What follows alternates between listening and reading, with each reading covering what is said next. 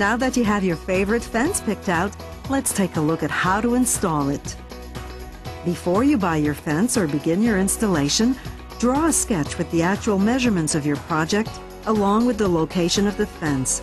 Remember to account for gate spacing in setting the location of your posts. You'll need to leave a space between the post that is 3/4 of an inch larger than the size of your gate. Then simply purchase however many fence sections and coordinating posts that your sketch calls for. Using a few common tools and concrete, you're now ready to begin the installation of your fence. Before digging, it is recommended to have the area surveyed in order to ensure that there are no underground wires or cables where you'll be digging. Once this is done, dig a hole at each post location 8 to 10 inches in diameter and 42 to 48 inches deep, depending on local codes and soil conditions. Slide both pre-punched tracks into the top and bottom rail, if required for the style of fence you have purchased. Then insert the galvanized steel reinforcing channel into the bottom rail, making sure the opening is facing the ground. If you have chosen the optional steel reinforcing channel for the top rail, ensure that the opening is also facing the ground.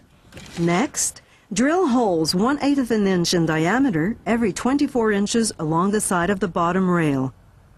This will allow for water drainage, so the hole should be just above the vinyl rib that separates the steel from the vertical planks. You should also drill one hole underneath the bottom rail at 12 inches from the post to prevent condensation buildup inside the rail.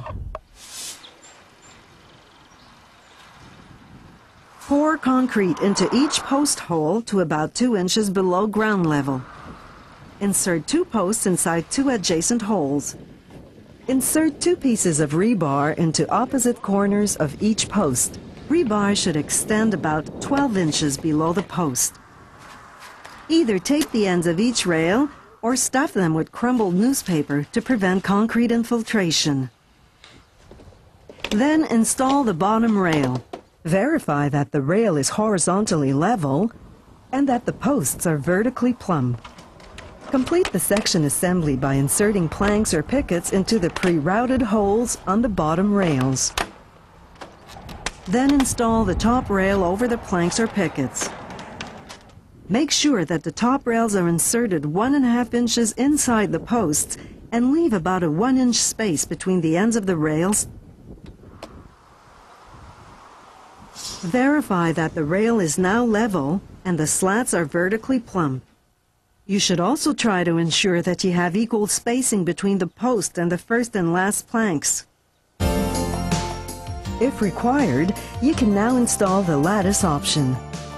Using PVC glue, attach the bottom U molding to the middle of your top rail. Make sure you center the molding on the rail. Now insert the lattice panel into the U molding. Once that is done, install your top rail over the lattice and into the post holes. Make sure that the top rails are inserted 1.5 inches inside the posts. Repeat this procedure for each section of the fence, constantly re-verifying that posts and rails are properly aligned. To secure your fence, you'll need to attach a screw to the 1.5-inch portion of the top rail that's inside your post. Place the screw as close as possible to the inside post wall, near the post hole, and drive the screw into the rail.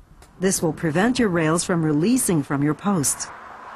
If you're using thin-walled posts, you should now fill the post with concrete up to the bottom of the rail. Now re-verify that post and rails are properly aligned and vertically plumb, then brace as necessary. Remember, in windy conditions, it may be necessary to angle brace each side of your fence in order to ensure that your fence remains vertically plumb. Now, just wash any concrete and debris from your fence and let sit undisturbed for 24 to 48 hours or until concrete is set. The gate is also very easy to install. The spacing between the posts should be 3/4 of an inch larger than the width of the gate. Draw a line on the post level with the top of the fence rail. Install the hinges using 1.5-inch screws. set the gate between the posts and attach using screws. Screw the latch tightly to the post. Then install the latch pin on the gate slightly higher than the latch to avoid friction.